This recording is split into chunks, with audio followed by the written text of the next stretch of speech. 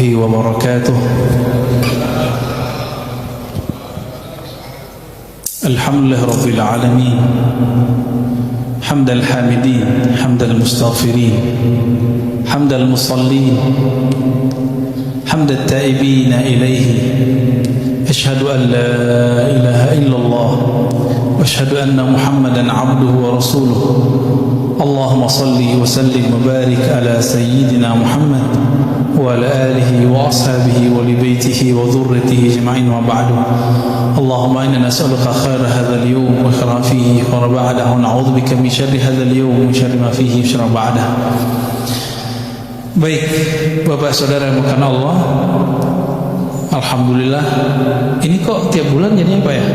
Ada pekan kelimanya ya? Nggak mau hilang deh, pekan kelima harus ngambil. Baik. Bulan lalu kita membahas tentang Nur Muhammad sallallahu alaihi wasallam. Kalau disimpulkan, kajian Nur Muhammad ini tidaklah bid'ah seperti yang disebutkan oleh orang-orang yang anti dengan ilmu ini. Justru itu salah satu cara mengenal nafs. Karena kita akan membahas di pagi ini tentang kiat-kiat mencapai jiwa ini nafs yang radiyah dan mardiyah. Bapak Saudara makan Allah, boleh nanti dibuka di rumah atau sekarang surat Al-Fajr ayat 28 ya, 29. Sudah hafal kali ya? Ya ayyatuhan nafsul mutmainnah. Benar 28 pada 27 Pak. Ya, wahai nafs, wahai jiwa yang mutmainnah. Apa jiwa mutmainnah? Mutmainnah artinya sudah damai, tentram. Itu secara harfiah. Tapi siapakah yang disebut jiwa mutmainnah? Maka kembali kepada surat Ar-Ra'd, ala bidzikrillahi tatma'innul qulub. Ketahuilah hanya dengan menyebut nama Allah maka qalbu menjadi mutmainnah, qalbu menjadi tenang. Berarti hanya dengan menyebut nama Allah qalbu tenang. Ini mohon maaf Bapak yang rajin sholat, Bapak yang rajin sholat, kalau sholatnya tidak menyebut nama Allah dengan qalbunya, sholatnya tidak menenangkan. Mohon maaf Bapak Ibu, Saudara Saudari yang rajin baca Quran. Kata orang kalau galau baca Quran, kalau nggak tentram baca Quran, kan gitu. Bener. Tapi kok baca Quran nggak tenang juga? Karena antum baca Qurannya belum dengan nama Allah. Al-Quran itu suci, tapi kalau yang baca qalbunya belum disucikan, ini gak nyaman. Coba baju baru langsung dipakai, nyaman gak? Bau apa?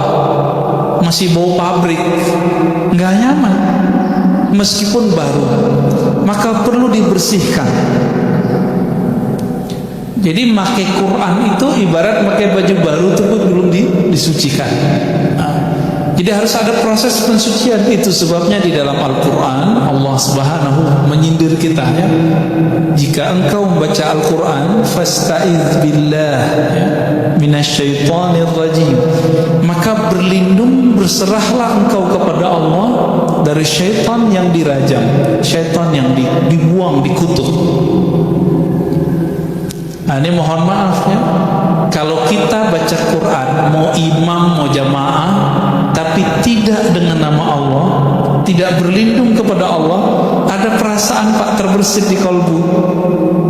Aku paling fasih, bacaanku bagus, suaraku indah, bacaanku terbanyak. Ya, saya mau ceramah begini, saya juga harus ta'awuz Pak, berlindung. Karena kalau dengerin orang berisik di luar, kalau auzubillah saya tersinggung, Mbak. Tapi kalau saya ta'awuz dulu, yang di luar mau berisik nggak ada masalah. Ya. Bapak di depan sini mau berisik juga nggak ada masalah kalau sudah ta'awuz. Kenapa? Karena kita nggak berbicara dengan emosi, kita bicara dengan qalbu. Itu aja sih sebenarnya. Ya. Baik. Untuk mencapai radiyah mardiyah, apa arti radiyah? Sering dengar ya, radiyah mardiyah. Irji'i ila rabbiki radiyatan mardiyah. Wahai jiwa yang sudah damai, pulanglah kepada Allah. Jadi kita diajak pulang, Pak, diajak pulang kampung. Udah tahu belum, Pak, jalan pulang? Ini udah tahu jalan pulang belum? Pulang ke rumah? Bukan. Jalan pulang kepada Allah. Coba dengarkan ayatnya. Ya ayyatuhan nafsul mutmainnah. Ini sering kita dengar tapi kita jarang memahaminya. Wahai jiwa yang sudah tenang dengan zikir, irji'i, berpulanglah engkau, pulang kampunglah engkau ila rabbik, kepada Rabbmu, kepada penciptamu, kepada yang meniupkan rohmu. Dipanggil. Kalau ada pihak, misalnya nih, ada kantor tertentu ngundang kita dari luar negeri, misalnya saya kalau diundang oleh satu KBRI, itu kita ditanggung, Pak, tiketnya. Ditanggung tiketnya, dijemput di imigrasi, kita kemudian aman, lewat saja, lewat, nggak ada halangan, nggak ada halangan sama sekali. Itu baru di dunia. Maka imigrasi yang ada di pesawat di negara-negara baru yang kita kunjungi itu persis mirip-mirip kayak di alam barzakh. Kalau nggak punya syafaat, nggak punya surat, itu ramak, Pak. Ya, satu kali teman saya, kita keluar dari Uzbek, tapi kopiahnya kopiah yang tidak disukai oleh orang Uzbek. Dikira ini kopiah ekstremis, karena orang Uzbek ini punya trauma. Di bawah Uzbek itu ada satu negara namanya Afghanistan. Itu sampai sekarang perang, Pak. Kopiahnya mirip-mirip sama orang sono. Teman saya pakai kopiah itu ketika masuk ke imigrasi, ditahan. Adalah 1,5 jam, bengong aja deh. Untung kemudian yang lain pada sadar, ini kayaknya ada masalah nih. Dijemput, dikasih tahu, itu temanku udah baru keluar. Saya pakai kopiah Uzbek, langsung Pak lewat. Jadi cuma pakai tanda kopiah Uzbek itu bebas keluar masuk. Nah, maksud saya kira-kira gini, Pak. Ini mohon maaf Bapak yang rajin sholat ke masjid. Ini berarti Islamnya kan bagus, imannya bagus. Tapi kan masih ada satu lagi. Apa? Ihsan. Kita ini sering mengatakan segala puji bagi Allah yang telah memberikan iman dan Islam. Tapi kita lupa satu lagi. Ihsan. Apa itu ihsan? Ihsan itu qalbu, merasa berhadap-hadap dengan Allah. Itu. Maka kalau qalbu sudah merasa berhadap-hadap dengan Allah, muncullah adab yang mulia. Muncul adab yang mulia. Karena kemanapun dia memandang, dia seakan-akan dilihat oleh Allah Subhanahu wa ta'ala. Itu bahasa hadis. Kalau bahasa ahli qalbu sekarang disebut ilmu ma'rifatullah, ilmu mengenal Allah. Jadi apa itu ilmu ihsan? Ilmu ma'rifatullah, ilmu mengenal Allah Subhanahu wa ta'ala. Ilmu ini yang mau cari, Pak. Ilmu ini kalau nambah terus, apa yang terjadi? Rohaninya naik. Rohaninya naik.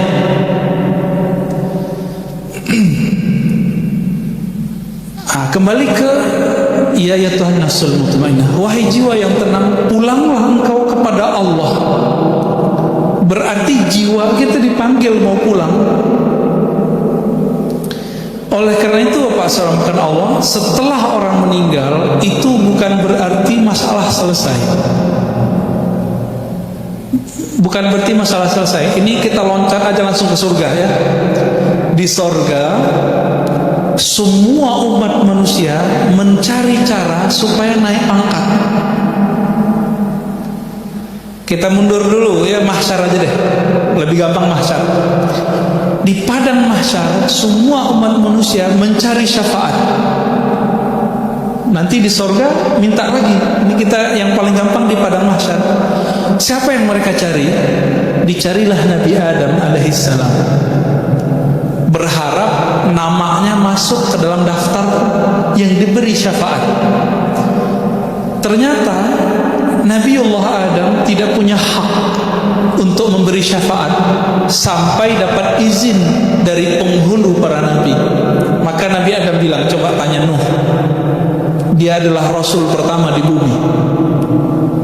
Ya, Nabi Adam kan di surga, lalu kemudian turun ke bumi. Maka yang murni di bumi itu Nabi Nuh. Nabi Adam udah separuh-paruh surga dan bumi. Apa kata Nabi Nuh? Wahai umat manusia, kenapa kalian mencari syafaat kepadaku? Aku pun butuh syafaat. Carilah Ibrahim. Apa kata Nabi Ibrahim? Saya punya salah 2 kali berbohong, padahal berbohongnya benar. Carilah Musa. Musa juga mengatakan carilah Isa. Isa mengatakan carilah Muhammad sallallahu alaihi wasallam.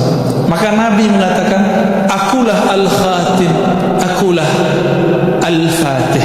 Akulah penutup, akulah pembuka.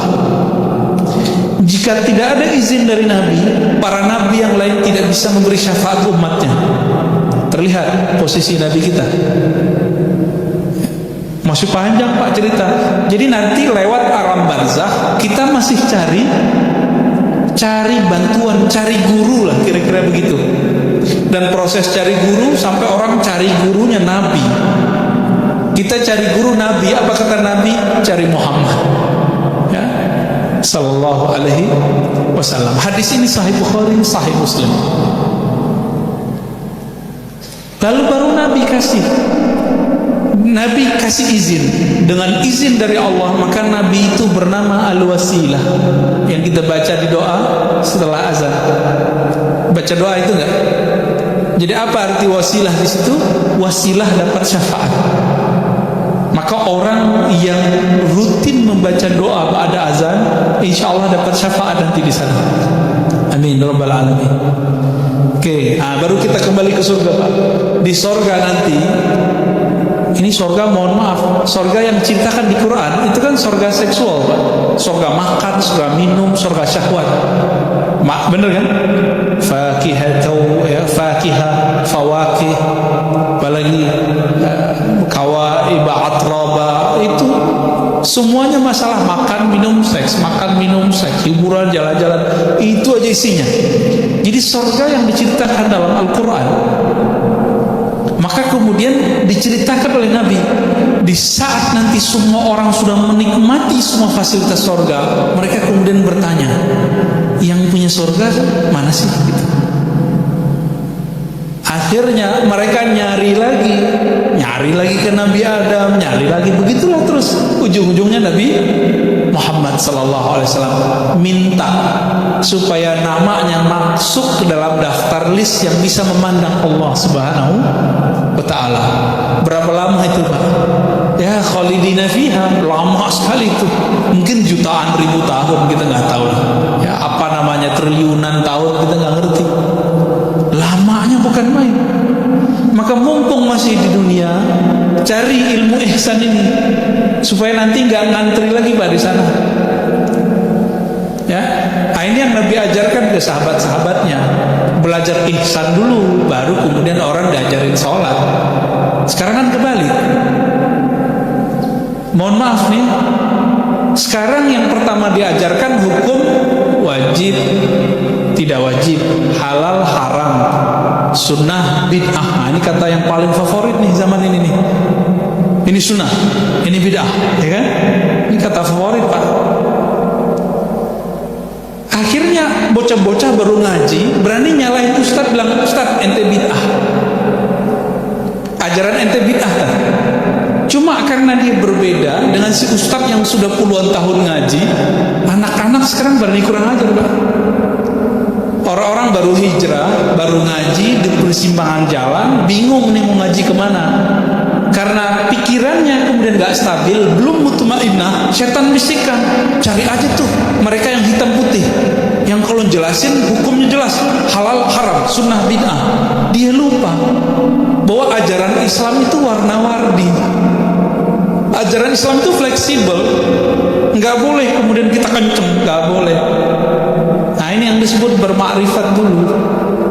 Masih ingat ada seorang laki-laki, dia mohon maaf juga ya, menjima istrinya bulan puasa. Apa hukumnya? Bayar kafarah nggak? Bayar tebusan, tebusannya lumayan mahal. Lalu datang ke Nabi, ya Rasulullah, ini untuk makan sehari-harinya nggak ada. Lalu apa kata Nabi? Kamu punya apa? Punya kurma. Jadi kurmanya dibagiin, kurmanya jadi tebusan. Apa kata orang ini? Ya Rasulullah, ini untuk makan anak istriku. Lalu apa kata Rasulullah? Ya sudah, ente makan. Jadi kan kasih ke anak istrimu, itu jadi kafarah. Elastis, Pak. Kenapa orang hari ini kalau belajar hukum fikih itu langsung saklek? Karena nggak belajar makrifat dulu, nggak belajar ihsan dulu, langsung belajar Islam. Ini akibat kebalik belajarnya. Nggak belajar adab dulu sebelum belajar ilmu. Akhirnya ilmu nambah, sombong nambah. Bener gak nih? Ya, ilmu nambah, sombong nambah. Ilmu nambah, suuzon nambah. Ini jadi musibah hari ini, ya? Musibah di mana-mana. Karena hari ini orang cukup, Pak, nggak perlu ngaji. Maka saya bapak yang datang ke masjid hari ini saya sangat apresiasi. Orang sekarang cukup ngandalin ini, bener gak? Apain ke masjid? Handphone aja gitu. Ini godaan hari ini, Pak. Maka kalau kita masih bisa mengunjungi majelis ilmu, kunjungi. Kan kita sudah ada protokolnya, apalagi yang ditakuti.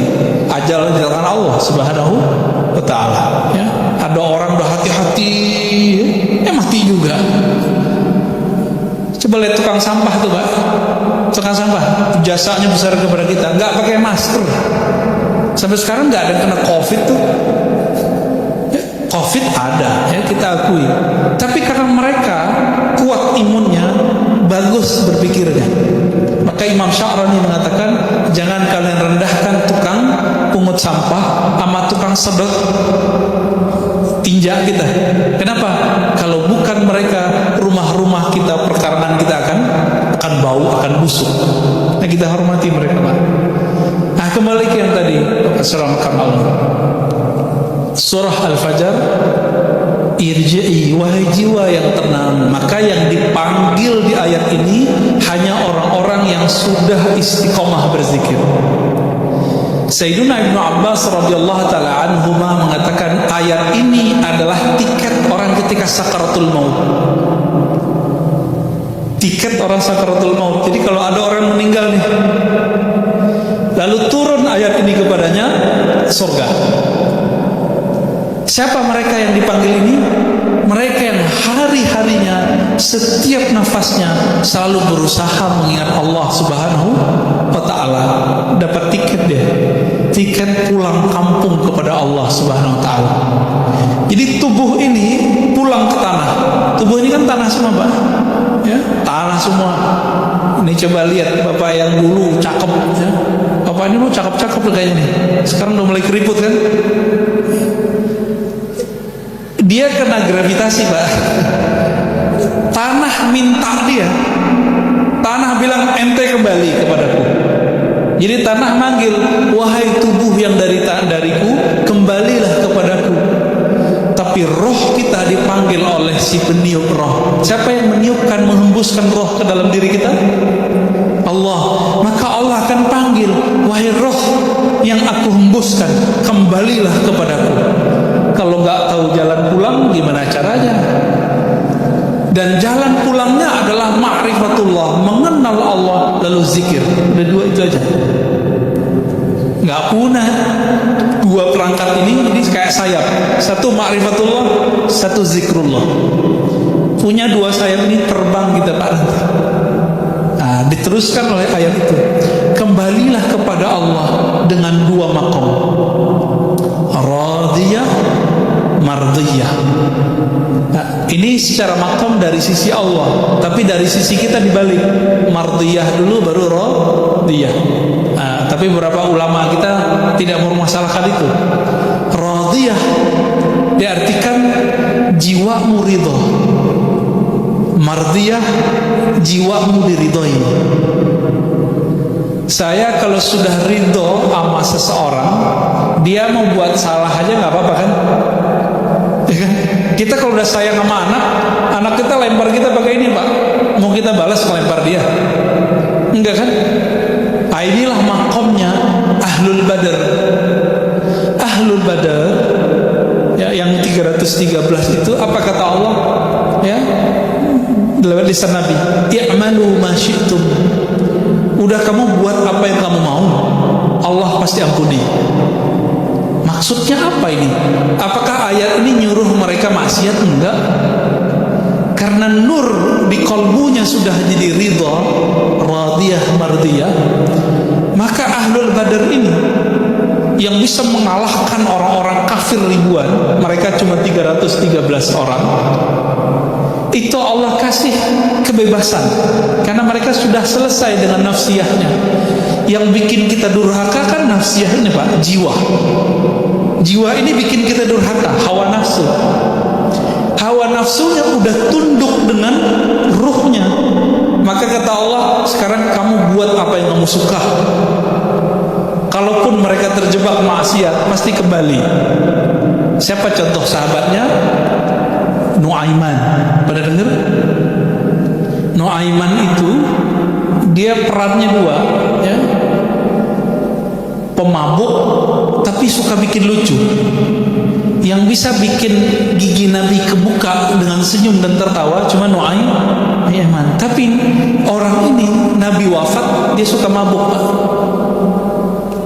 Di zaman Umar, sahabat-sahabat yang lain bilang, ya Umar, kok ente nggak bunuh aja nih orang gitu?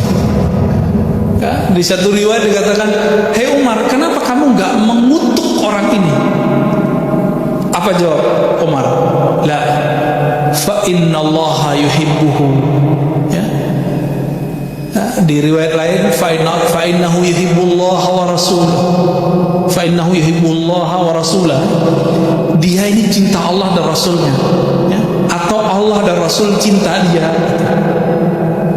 Inilah doanya Abul Hasan Syadzili, guru dari gurunya Imam Mu'tazilah, pengarang Hikam. Di sini ada kajian kitab Al-Hikam Pak?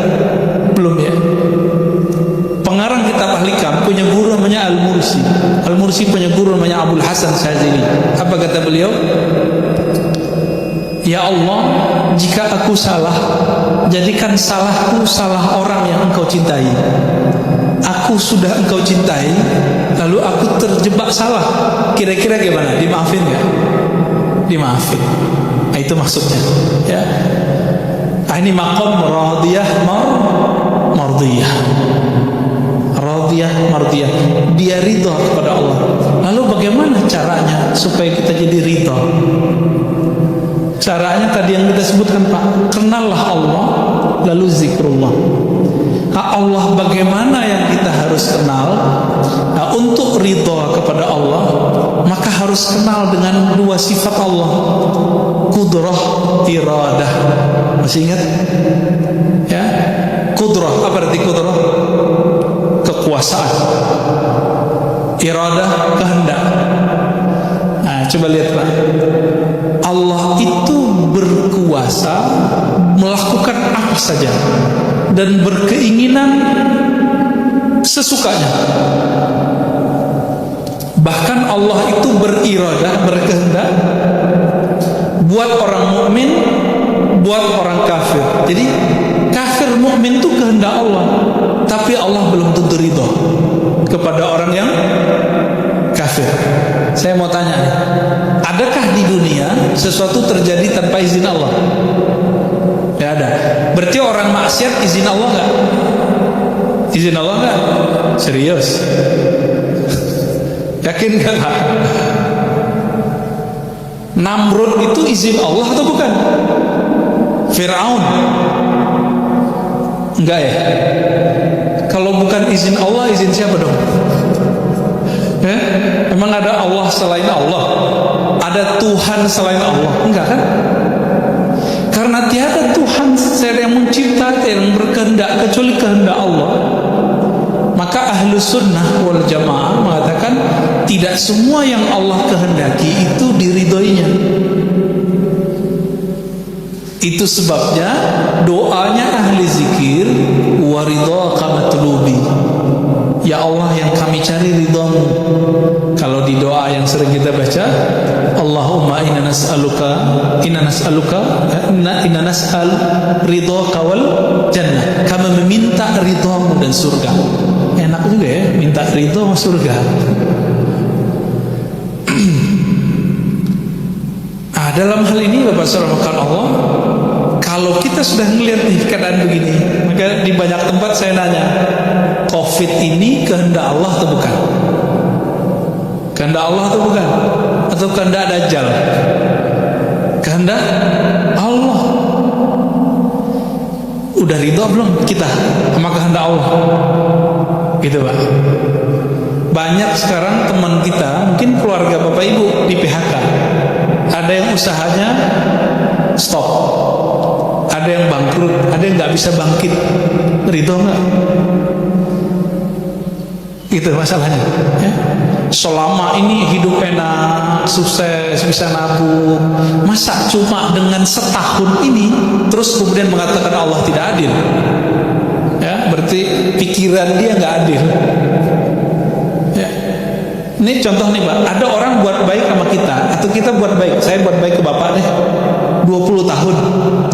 Tahun ke-21 saya nggak bisa buat baik, kemampuan saya berkurang. Bapak mau bilang apa? Bilang terima kasih atau bilang kamu benar-benar jahat, kamu pelit, gitu nggak? Yang mana Pak? Terima kasih udah bantu selama ini, gitu kan seharusnya. Nah, dari awal kita lahir sampai sekarang lebih banyak enak atau enggak? Lebih banyak enak. Syukur nggak? Syukur. Nah sekarang dikasih COVID, ridho nggak? Ridho. Mudah Pak dilafazkan. Nah ini ma'rifatnya begitu, ngasih ma'rifatnya begitu. Tinggal nanti dizikirkan. Apa zikir supaya dapat ridho, menjadi hamba yang ridho? Ternyata zikir-zikir yang kita sudah hafal dari kecil itu makomnya tinggi kalau dimaknai. Tapi kalau nggak dimaknai ya sama kayak burung beo. Burung beo baca la ilaha illallah dapat pahala nggak? Handphone kita baca Quran 1 juz masuk surga nggak Pak? Enggak ya? Diputar tuh di YouTube la ilaha illallah 70.000 kali, muter Pak, 70.000 kali. Apakah dengan begitu YouTube masuk surga? Kan enggak. Terus apa yang membedakan bacaan kita dengan handphone dengan burung beo? Hanya satu, burung beo membaca meniru, sedangkan manusia apakah dia baca meniru atau baca dengan ma'rifat, dengan memahami dengan baik? Apa yang sering dibaca?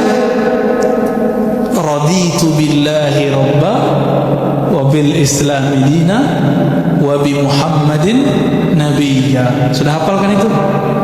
Itu ada di Sahih Bukhari Pak, sama Sunan Abu Dawud. Aku ridha Allah sebagai Rabbku. Amalan dari kecil ternyata itu supaya kita sampai ke makom yang tinggi. Dibaca ini pagi 3 kali, dibaca sore 3 kali, dimaknai, ya Allah apapun kehendakmu hari ini aku ridho. Coba dimaknai Pak. Raditu billahi rabba. Coba baca sama-sama. Saya langsung ijazahkan. Raditu billahi rabba. Ya Allah, apapun kehendakmu hari ini aku ridho. Udah itu ditanamkan. Islam dinku, agamaku, Nabi Muhammad nabiku. Ini boleh disebut syahadat jiwa. Jadi jiwa kita syahadatnya itu Pak. Kalau asyhadu an la ilaha illallah itu syahadat lisan. Allah Allah itu syahadat kolbu. Makanya ahli kolbu itu zikirnya apa? Allah di kolbunya, bukan pakai lisan itu. Jadi kalau Bapak ngelihat ada orang zikir Allah Allah dengan kolbu, itu syahadatnya kolbu. Kenapa? Ala bidzikrillah tatmainnul qulub. Hanya dengan zikrillah. Coba terjemahkan secara harfiah.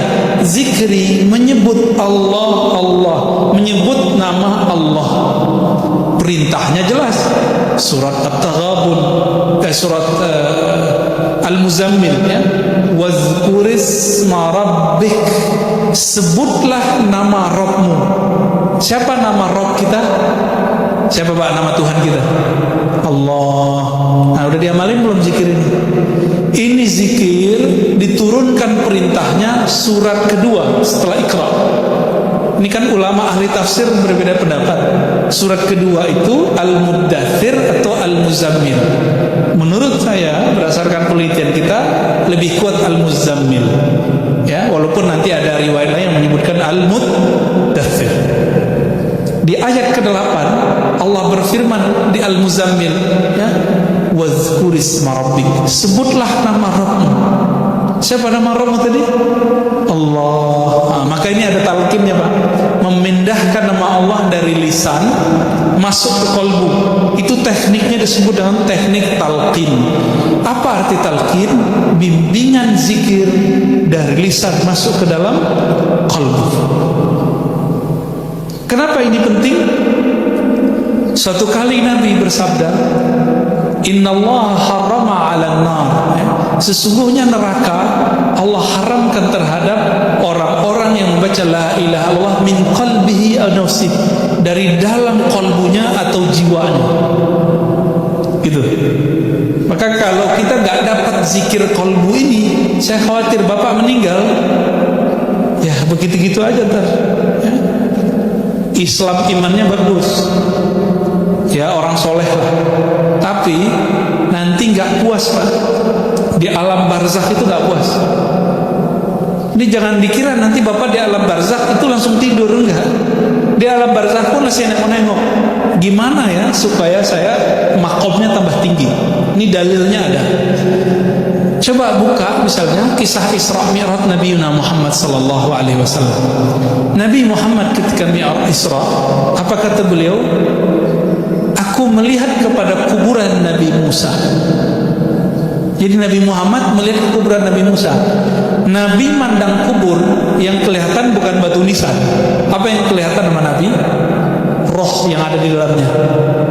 Ngapain jiwa dan rohnya Nabi Musa? Kata beliau, sholli. Nabi Musa sholat di dalam kuburnya. Ini hadis Sahih Bukhari Pak. Yusolli fi qabri. Ya. Nabi Musa sholat di dalam kubur. Saya mau tanya nih Bapak sama Allah, Nabi Musa kalau sholat dalam kubur itu cari pahala atau cari supaya makomnya naik, ma'rifatnya naik? Cari pahala nggak? Emang masih berlaku pahala? Kan kullu ya, idza mata ibnu Adam inqata amalu. Jika anak Adam meninggal, maka semua amalan dia terhenti, nggak bisa lagi Pak. Terus sholat apa itu? Maka Syekh Al-Habib Zain itu di kitabnya Bahjatut Talibin mengatakan ibadahnya orang-orang yang sudah dimasuk ke alam kuburan itu bukan ibadah mencari pahala. Mencari pahala itu menggugurkan kewajiban, disebut dengan taklif. Tanya ke ustadz di sini yang ngajarin fikih, apa arti taklif? Taklif itu beban. Cari pahala udah, gugurin kewajiban. Nah ini Nabi Musa dan roh-roh suci sholat di alam kubur, bukan di kubur, di alam kubur. Itu supaya makomnya naik. Makanya Nabi Musa ditaruh di langit ke-6 saat Mi'raj. Kok bisa begitu? Kok bisa seperti itu? Karena beliau selalu melakukan latihan rohani di alam barzakh. Nah, ini pelajaran besar bagi kita Bapak saudara Allah. Jadi jangan dikira orang meninggal selesai persoalan. Persoalannya dengan tubuh ini selesai, tapi dengan jiwanya belum selesai. Tolong dibagi ya. Ada tubuh ini, jasad, ada jiwa, ada akal, ada ruh. Coba diulang, Pak. Satu, jasad nih yang butuhnya makan, butuhnya tidur, butuhnya syahwat. Nah, ini deh tubuh ini. Yang kedua, jiwa. Nah, yang ego kan di situ, Pak. Nggak mau dengerin orang, maunya didengerin terus. Iya kan? Nggak mau diceramain orang, mau ceramain terus. Nah, ini untuk saya ngomong, Pak. Karena saya banyak ceramah. Nafsiyah itu apa? Ngerasa dirinya lebih dari orang, mandang orang, wah itu nggak ada apa-apanya, gue lebih gitu. Ada perasaan begitu. Nah itu nafsiyah namanya. Ya, merasa ibadah orang samping nggak bener. Nah ini nafsiyahnya main tuh. Jadi juri lagi sholat. Nah, hati-hati Pak. Imamnya bagus, bagus. Imamnya jelek, langsung protes. Nanti pengurus yang dijajalin sama mereka ya. Itu imam apaan, ganti. Ya. Banyak yang begitu Pak. Nah, nafsiyahnya main. Nafsiyahnya main. Jadi ini nafsiyah yang kita sebut jiwa. Jiwa inilah sentral dari hidup kita di sini, di bumi ini. Tapi jiwa ini punya perangkat yang menghubungkan dengan kolbu, namanya akal. Akal ini bertahan Pak. Nanti ketika kita meninggal, akal ini dikembalikan ke kolbu. Nah, kolbu itu adalah nanti yang menjawab. Masuk ke dalam kubur. Ini berulang-ulang kita sampaikan di banyak tempat. Pertanyaannya apa? Masuk kubur. Kamu S1 apa S2? Gitu gak? Sholatmu 1000 rakaat, kamu tahajud gak? Begitu gak? Ada pertanyaan gitu gak Pak? Enggak ada. Pertanyaan mungkar nakir apa? Mau imam masjid yang masuk kubur, mau jamaah yang masuk kubur, mau preman, mau siapa masuk kubur, pertanyaannya sama. Man rabbuka? Siapa Rabbmu? Itu password tuh, lagi nanya, kamu tahu nggak jalan pulang? Itu maksudnya. Nggak bisa diapalin Pak. Coba diapalin. Siapa Tuhanmu? Jawabannya apa? Allah. Coba aja. Nanti coba hidup susah atau hidup senang. Orang banyak hidup susah kembali ke Allah, tapi hidup senang lupa sama Allah, itu lebih banyak.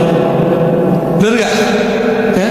Jadi kita dikasih mainan enak, lupa. Dikasih mainan susah, ya ngomel-ngomel kepada Allah ya, tapi sholatnya nambah gitu. Bagaimana orang begini kalau masuk ke kubur bisa jawab Rabbku Allah? Gak mungkin. Gak mungkin Pak. Itu sebabnya kita kasih tahu di akhir zaman ini, jangan mengandalkan sholat banyak, belum tentu diterima. Jangan mengandalkan banyak baca Quran, belum tentu diterima. Tetaplah sholat, tetaplah baca Quran, tapi jangan belagu sama amalan itu. Masih ingat Nabi ngomong apa? Kamu masuk surga bukan karena amalmu. Masih tahu ya? Hadis Bukhari. Terus apa kata Nabi? Aku pun masuk surga bukan dengan amalku, tapi dengan rahmat Allah. Rahmat Allah itulah kunci dari ma'rifatullah. Kalau ada murid di kelas, ada yang guru nggak nih? Kalau ada murid di kelas, dia agak bandel dikit, tapi cerdas Pak. Agak nyeleneh dikit, cerdas. Itu disayangi guru nggak? Disayangi guru walaupun dia nyeleneh dikit. Tapi ada yang rajin, diem aja, ditanya diem, disuruh ke depan nggak mau, nggak dikenal Pak sama guru. Itu baru di dunia, apalagi di akhirat. Maka orang rajin ibadah, kalau dia nggak tahu tujuan ibadahnya, yang capek nanti nafsiyahnya, jiwanya ini. Ya. Jadi Bapak salamukan Allah melanjutkan kalimatnya. Irji'i ila rabbiki radiyatan mardiyah fadkhuli fi ibadi. Maka bergabunglah kamu, joinlah kamu dengan hamba-hambaku, budak-budakku.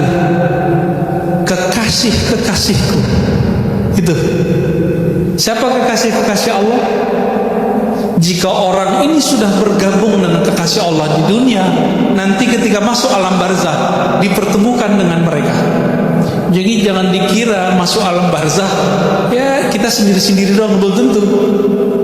Jika dia ahlullah, kekasih Allah, nanti dia dikumpulkan dengan orang-orang yang hebat. Ya, VIP namanya. Irji'i ila rabbiki radiyatan mardiyah fadkhuli fi ibadi wadkhuli jannati. Kalau sudah begitu baru bisa masuk surgaku. Dan maka Nabi mengatakan, idza marartum bi riyadil jannah, jika kamu mampir ke kebun-kebun surga, farta'au, maka petiklah. Lalu sahabat bertanya, wahai Rasulullah, apakah itu kebun surga? Lalu Nabi menjawab, hilakud dzikr, lingkaran-lingkaran zikir. Lingkaran zikir ini artinya dua. Satu, beneran zikir. Jadi dipikir-pikir, orang yasinan di Indonesia itu lingkaran zikir bukan? Tahlilan, itu zikir nggak Pak? Zikir. Tapi sekarang dibidahin ya, bener ya? Orang ini paham nggak sih yang membidahkan bahwa taman surga salah satunya baca yasinan berjamaah, al-mulk berjamaah, zikir berjamaah.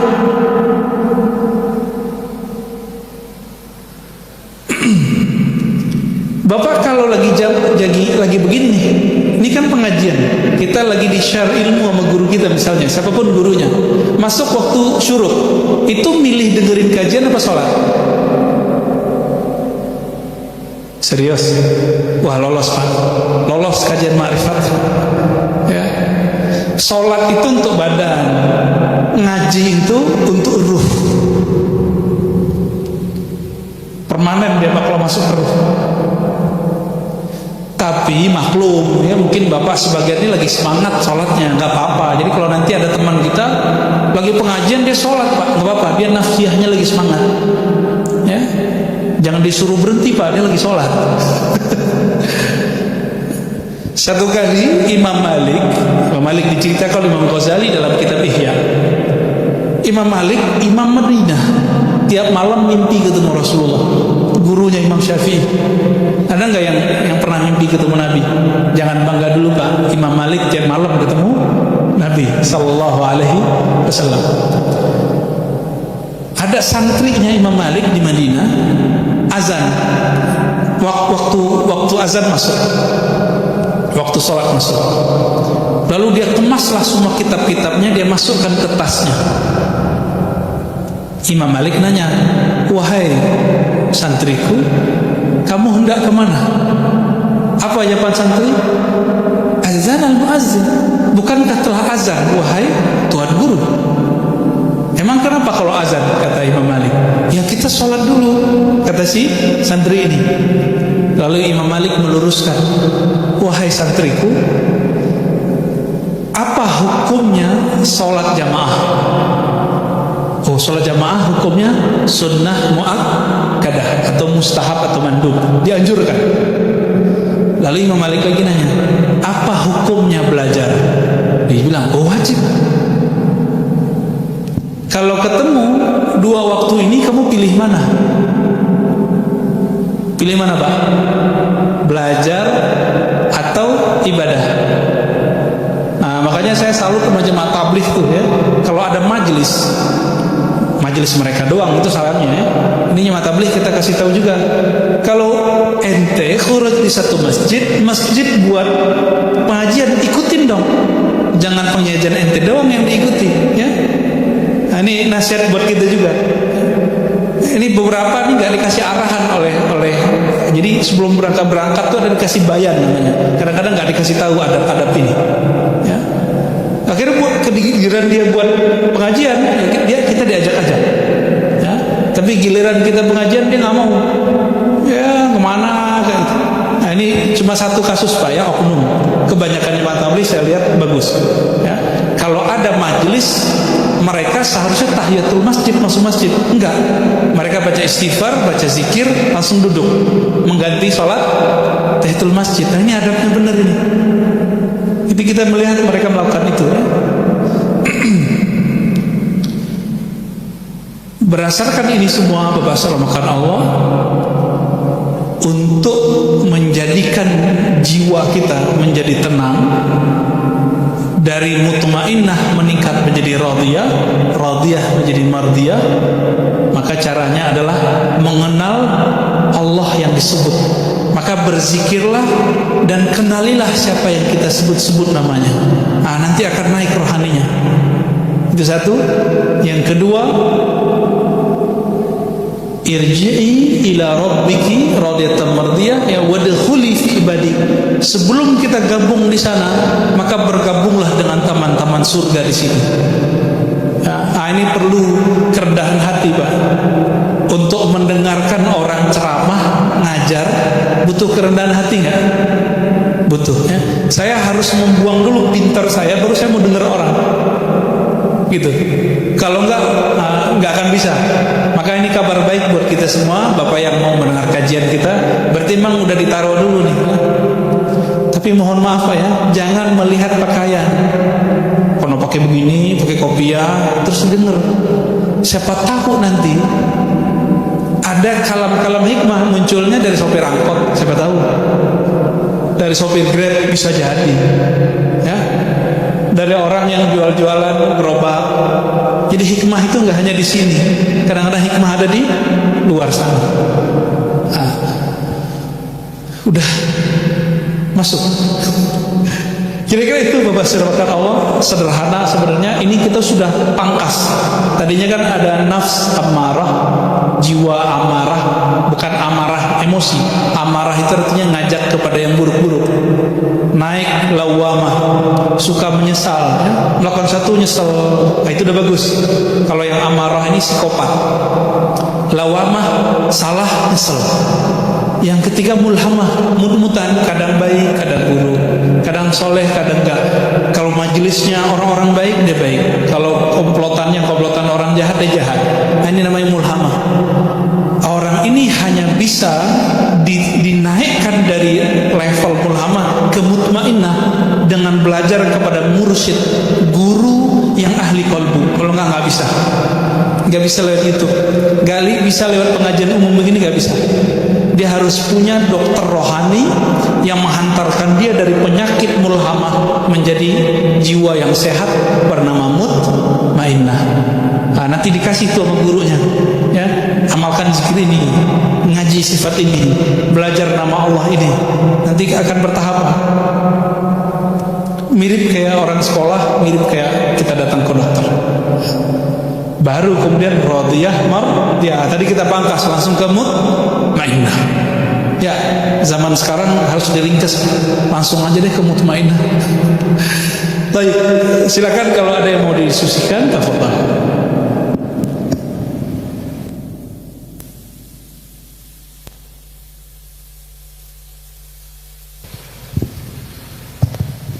Alhamdulillah, terima kasih Buya Ar-Razi Yasin.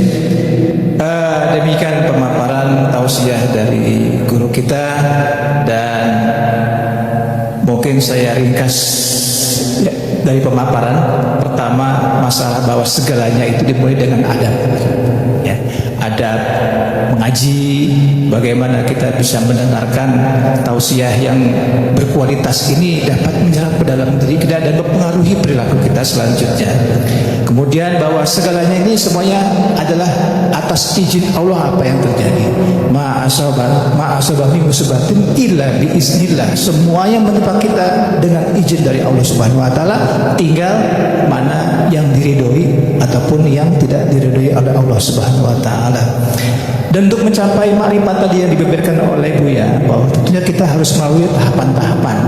Di antaranya adalah thariqat melalui syariat yang telah kita pelajari, dan kemudian juga kita mengetahui bagaimana hakikatnya, sehingga penjiwaannya bagaimana, sehingga kita mendapatkan apa yang betul-betul kita lakukan.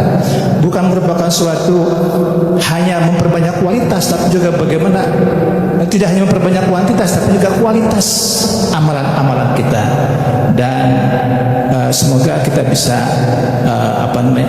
belajar dari apa yang diberikan oleh Buya Raja Hasim ini. Selanjutnya saya berikan pertanyaan kepada bapak-bapak jamaah ataupun ibu-ibu yang ingin minta penjelasan selanjutnya. Tapi silakan, dari siapa dulu? Baik, mohon maaf nanti. Tolong.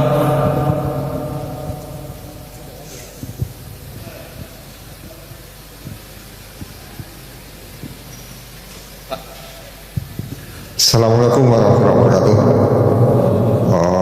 Cukup menarik. Tadi ada Islam, iman dan ihsan. Cara menumbuhkan ihsan dan menjaganya diri kita itu gimana, Ustaz? Kita kan tahu nih ihsan itu tahu. Saya pribadi tahu ihsan itu, tapi cara menjaganya, menumbuhkannya gimana? Karena hati kita itu kalau ada satu titik hitam, mungkin sekarang hati saya sudah hitam semua itu. Terima kasih Ustaz itu. Assalamualaikum warahmatullahi wabarakatuh. Assalamualaikum. Langsung aja ya. Langsung. Kalau dulu nulis aja diajarin guru, dari TK kita belajar, baru kelas 4 bisa nulis, ya kan? Maka untuk ihsan, masa nggak punya guru? Sholat itu disebut al-Islam. Bapak umur berapa bisa sholat nggak ngikut temen? Ya, umur berapa sholat udah nggak ngikut temen, udah nggak canda-canda sholatnya. Diajarin dari sebelum SD, SMP aja masih main-main pak, anak-anak sholat lama loh. Itu baru sholat fisik, udah ada gurunya, udah ada contohnya, udah diancam segala macam pakai rotan, masih saja sholatnya nggak bener. Kira-kira kalau ingin belajar kerohanian, ihsan, masa nggak punya guru? Dan itu nggak cukup dengan pengajian seperti ini. Ini pengajian umum pak, sama kayak dokter umum. Bapak perlu punya guru rohani yang pakar ihsan. Ini kan orang banyak ingin memperbaiki kolbunya, tapi dapat guru akidah. Guru akidah ngomongnya apa? Benar, salah, sesat, tidak sesat. Akhirnya ini orang ngaji suka nyusan, sesat, liberal, syiah, nuduh orang kerjanya. Ada satu lagi ketemu ahli fikih, pengen mau meluruskan kolbu, tapi yang terjadi apa? Ini nggak sunnah, ini bid'ah, ini sunnah, ini nggak bid'ah. Terjebak, ini persimpangan jalan. Dia harus nyari guru yang tepat yang bisa mengobati ini. Ini yang disebut dengan mursyid. Maka bapak cari mursyid rohani. Kalau dalam ilmu al-Islam disebut faqih, mufti. Dalam ilmu akidah disebut dengan ahli tauhid atau ahlul kalam. Kalau dalam ilmu ihsan disebut mursyid, pembimbing rohani. Mursyid dari kata irsyad, ya, guide kolbu. Coba kalau nggak punya guide kolbu pak, jadi Lia Eden kan, sama Ahmad Musodek ya. Ahmad Musodek dia melakukan itu tapi nggak pakai guru. Dia baca buku, dia amalin sendiri. Apa yang terjadi? Sekarang orang Betawi dapat nabi baru, Ahmad Musodek. Silakan temukan gurunya pak, pakai istikharah. Kita menikah aja pakai istikharah, ya. Itu padahal pasangan fisik. Masa mau jalan jauh, melewati, menembus dunia akhirat nggak pakai guru? Ini mustahil. Silakan temukan guru pak, mumpung masih ada hayat, ya. Silakan, tafadhal. Baik, selanjutnya Pak Sofyan Nenggolan, silakan. Kira nggak dikasih. Makasih. Assalamualaikum warahmatullahi wabarakatuh. Ini saya suka sekali pengajian itu pak. Umur tua ini saya ngerasakan nikmat di kolbu saya pak. Luar biasa pak. Jadi tadi kan kita menyinggung jamaah tabligh pak Ustaz. Saya dulu pernah masuk, tapi keluar lagi kan nggak sesuai gitu ya, yang Ustaz katakan tadi. Jadi memang mereka tuh bagus lah. Ada satu sisi yang baik sekali. Artinya mengajak orang sholat. Jadi itu kalau tabligh itu udah turun sebelum maghrib itu udah muter Ustaz. Kemana-mana deh itu. Tukang becak, tukang ojek, tukang mabok juga. Jauh lah. Jauh lah. Iya. Tapi ada satu sisi, bahkan pernah ribut itu yang saya lihat alami, pas ke tukang mabok itu berkelahi itu. Si tukang mabok bilang, kamu sholat aja, kan urusan kamu sama Tuhan kamu. Ini ambil hikmah aja. Pertanyaan saya nanti ini, ada satu orang, ini karyawan saya sendiri,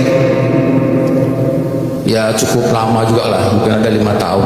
Itu saya udah capek, udah sholat, udah ancaman segala macam, dia tetap aja enggak. Contoh udah saya kasih, tetap aja enggak sholat. Itu pertanyaannya tadi, tablik dengan orang yang susah disuruh sholat, itu pencerahannya seperti apa, Ustaz? Ya. Terima kasih. Assalamualaikum warahmatullahi wabarakatuh. Assalamualaikum. Ya, jemaah tabligh atau jemaatul dakwah ini didirikan oleh ahli hadis, ahli qalbu, namanya Maulana Ilyas Al-Kandahlawi. Siapa Pak? Maulana Ilyas Al-Kandahlawi, ahli hadis dari India Pakistan. Dulu belum ada Pakistan saat itu ya. Beliau ini ahli hadis, tapi dia lihat ahli hadis sibuk sama kitab doang. Beliau juga ahli tarekat, tarekatnya Naqsyabandiyah, Qadiriyah, Khistiyah. Tapi dia lihat para sufi sibuk merenung sendiri, ya, sibuk dengan diri sendiri. Maka kegalauannya ini membuat dia inspirasi. Saya harus mulai dakwah kecil-kecilan. Maka dia panggillah tukang beca, ya, orang kerja di bangunan. Dia panggil, apa yang buat kamu nggak mau sholat di masjid, nggak mau ngaji? Jawaban mereka, wahai Tuan Syekh, kalau kami nggak kerja, kami nggak makan. Oh, kalau begitu ya sudah, kamu ngaji kepada saya sekali seminggu, nanti saya kasih duit pengganti gajimu hari itu. Itu Maulana Ilyas Al-Kandahlawi.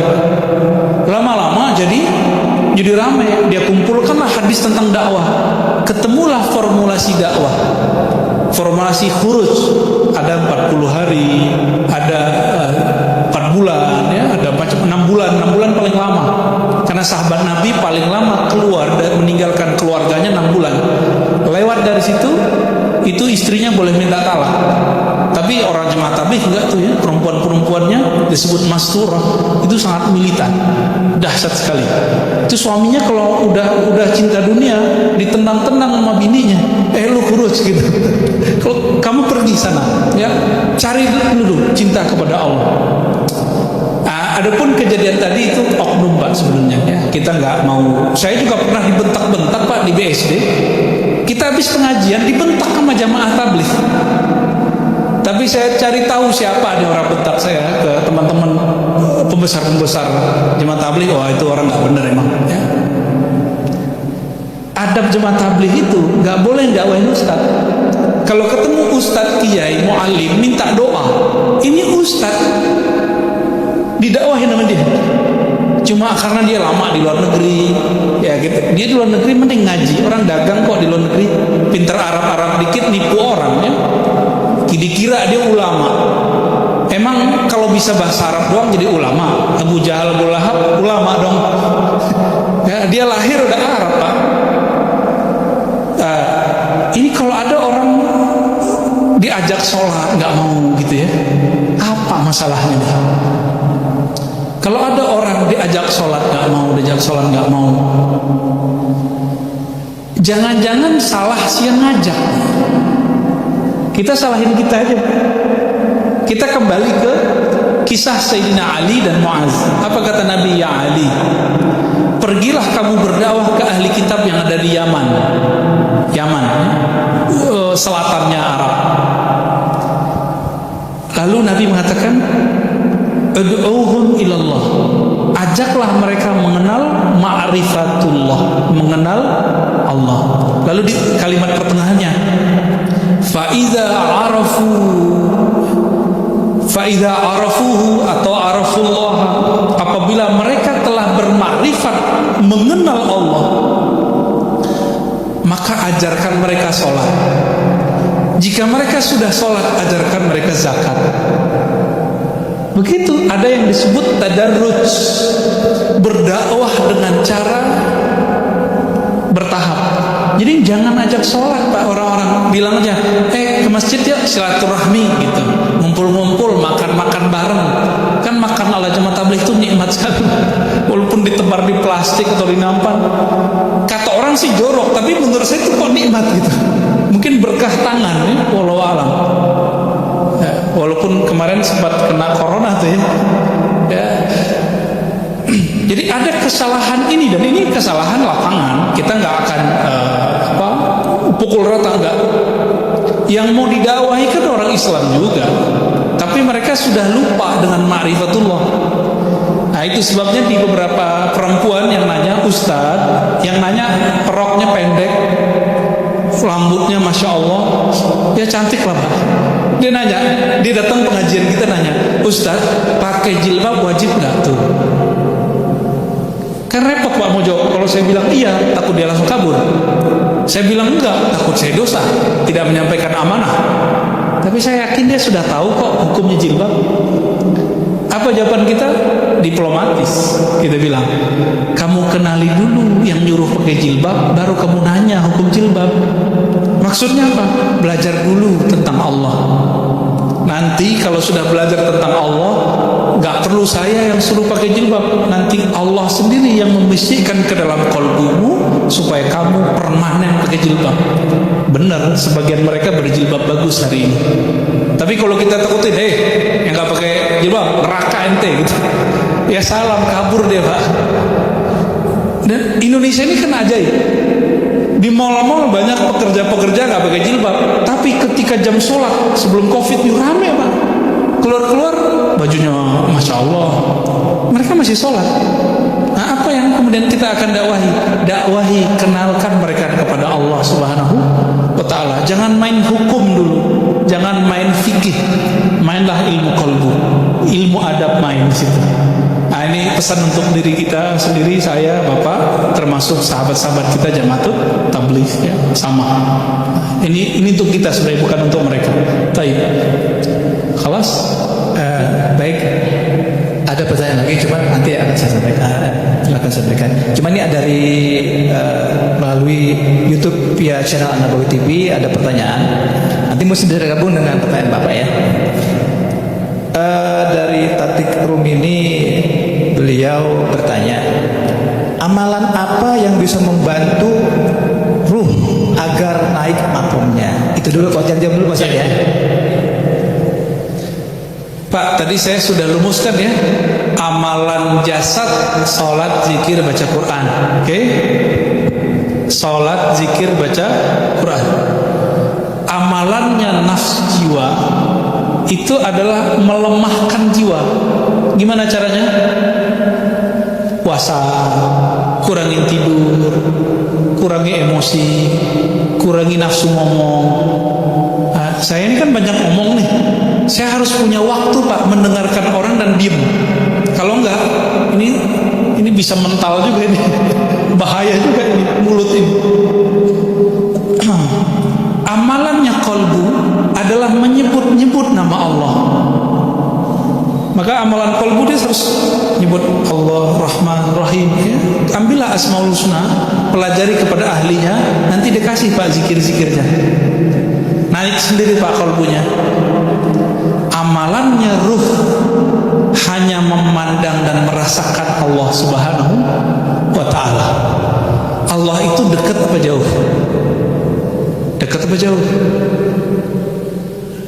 Allah mengatakan apa? Inni qarib, aku sangat-sangat dekat. Tapi terasa nggak? Kenapa tidak terasa? Karena ruh ini dipenjarakan oleh kolbu, kolbu dipenjarakan oleh nafs, nafs oleh tubuh ini. Lengkap Pak. Jadi benarlah Nabi mengatakan, ini dunia, ini penjara bagi orang yang percaya kepada Allah. Ya, sijnul mu'min. Jadi gimana supaya ruh kita bisa meningkat? Bukan dengan banyak sholat. Sholat tetap 5 waktu kita jaga. Ruhnya harus menemukan ilmunya.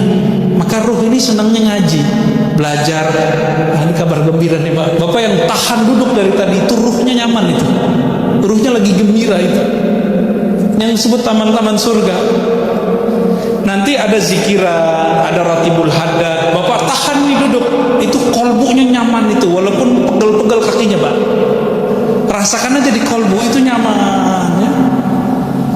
Kalau puasa, di hari puasa rasanya kayaknya awal-awal gelisah, tapi kalau sudah biasa gimana?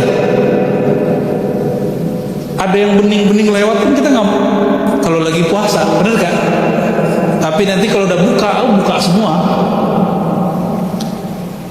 Nah, jadi jangan salah kasih gizi yang 4 ini jangan salah ya. Nah, nafsu dengan akal ini nyambung ya. Akal itu senangnya debat, diskusi, hati-hati. Jangan terlalu overdosis. Baik, kira-kira begitu. Ya. Assalamualaikum warahmatullahi wabarakatuh. Waalaikumsalam. Pertanyaan saya seperti tadi yang disampaikan sama Pak Kiai, bahwa kita hidup ini harus punya guru, terutama guru rohani. Yang menjadi pertanyaan saya, seberapa pentingnya guru rohani itu dengan guru jasmani atau guru hakikat yang kamil mukamil? Itu, terima kasih. Assalamualaikum warahmatullahi wabarakatuh. Assalamualaikum. Guru di sekolah gunanya biar dapat ijazah, dapat kerja, hidup nggak susah di bumi, benar nggak? Ya, makanya mohon maaf nih bapak-bapak nih, saya banyak mohon maafnya pagi ini nih. Kita ini nyokolahin anak niatnya nggak bener. Nak, sekolah tinggi-tinggi biar kamu nanti dapat kerjaan, itu udah nggak bener. Ya, tapi emang begitu kan kebanyakan. Sekolah tinggi-tinggi biar nanti nggak susah-susah cari kerjaan. Berarti sekolahnya bukan karena Allah, tapi karena pengen cari makan. Belajarnya, ilmunya bukan untuk yang maha alim, tapi belajarnya untuk cari makan. Makanya nanti jadi koruptor ya. Itu akibat doktrin begitu tuh. Ya, ada kesepakatan nilep. Ya, sekarang kan lagi rame lobster kan. Ya, apa itu masalahnya? Itu masalah doktrin dari kecil, Pak. Jadi bukan disalahkan dia jadi menteri, enggak. Itu masalah sudah numpuk dari lama. Udah lama itu numpuk. Nah, ini harus di-reset, ini harus di-delete semua ini, di-restore ulang. Terus guru tarekat. Sebelum guru tarekat, guru fikih dulu. Tadi guru fikih ngajarinnya apa?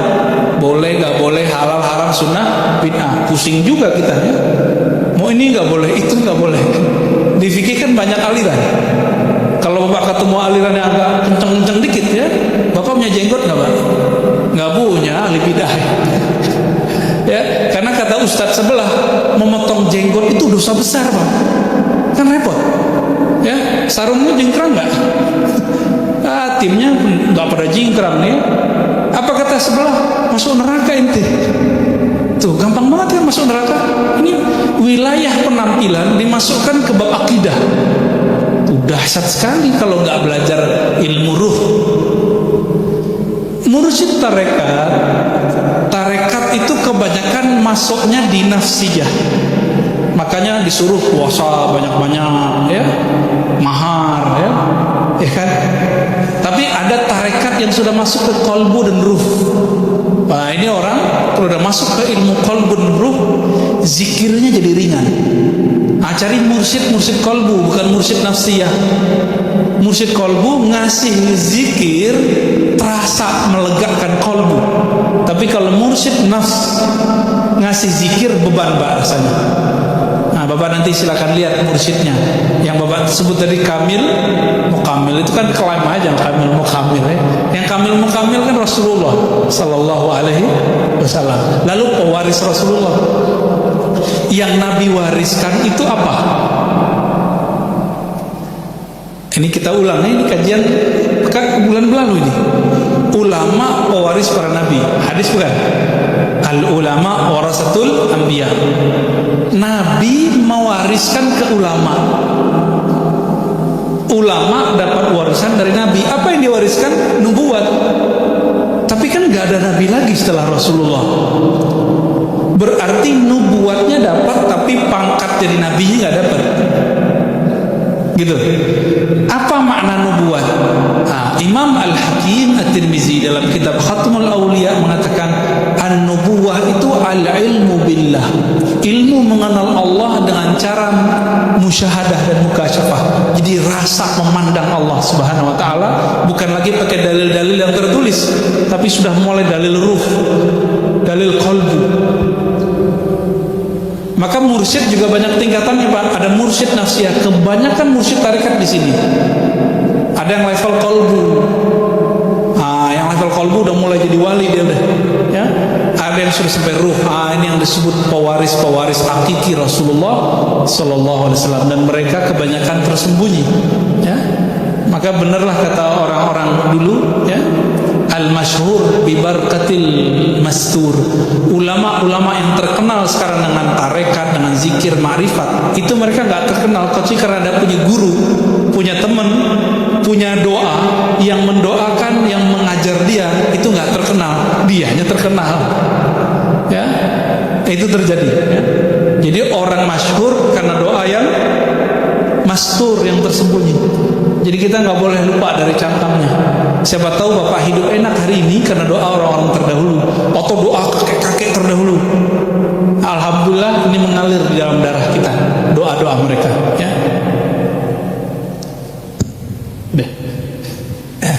Baik, sangat menarik sebenarnya. Cuma kita sepakati dulu ya, kayaknya emang ini jamaah juga tidak beringsut, kayaknya tetap kayak terkesima dan banyak pertanyaan yang ingin disampaikan. Atau kita sepakati dulu sampai pukul berapa, 6:30 ya? Ya. Atau mungkin lewat lebih, tergantung kesediaan Bu ya. Bagaimana? Siap. Baik, ada pertanyaan? Baik, Pak Hilmi.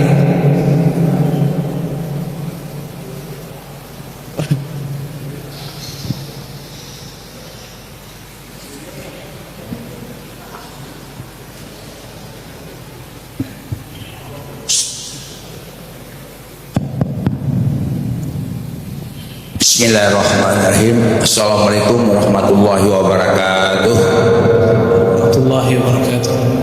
Ini pengajian kalbu ini luar biasa nih. Kenapa? Karena yang bertanya banyak, berarti menarik. Belum tentu menarik untuk dipelajari.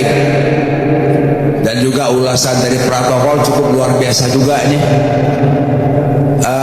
Saya tidak membicarakan masalah kalbu, karena udah baca oleh abang saya, Bang Sofian tadi, kalbu ya. Saya ingin mempertanyakan tadi Ustadz, kalau saya tidak salah, membicarakan doa selesai azan. Mungkin bapak-bapak juga lupa juga sih. Kalau saya sih alhamdulillah hafal juga, tapi saya sangat yakin masih banyak teman-teman saya, anak-anak saya belum hafal betul dengan doa selesai azan. Yakin, saya yakin. Soalnya kenapa? Begitu azan selesai, mereka udah sholat sunat. Sedangkan membaca doa itu minimal 2 menit atau kurang. Jadi panjang doanya loh Pak, tapi udah cepat udah sholat. Berarti dia tidak baca dengan sempurna doa sholat azan tadi. Ustadz bilang syafaat Rasulullah SAW sangat luar biasa di situ. Kalau nggak baca itu kayaknya nggak bagus nih, kayaknya Pak Ustadz ya. Itu pertama. Kedua, tadi Ustadz menyinggung masalah azan telah tiba, waktu sholat telah tiba, berarti kan Pak ya, azan. Tapi kita masih taklim. Imam Malik bilang, mau ngapain lo kemas-kemas azan, kan sudah sholat. Senang sekarang kita taklim. Sebentar lagi sebenarnya waktu tuluy udah mau habis nih, kalau nggak saya belum. Jadi ya, 2 pertanyaan inilah yang mohon penjelasan sejelas-jelasnya. Sekian, terima kasih. Assalamualaikum warahmatullahi wabarakatuh. Ya, Pak siapa Pak? Pak Abdullah. Oke, Pak Abdullah ya. Bagus Pak, semangat sekali.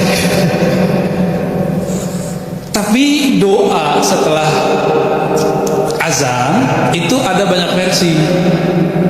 Saya mencoba husnuzon kalau bapak-bapak ini buru-buru.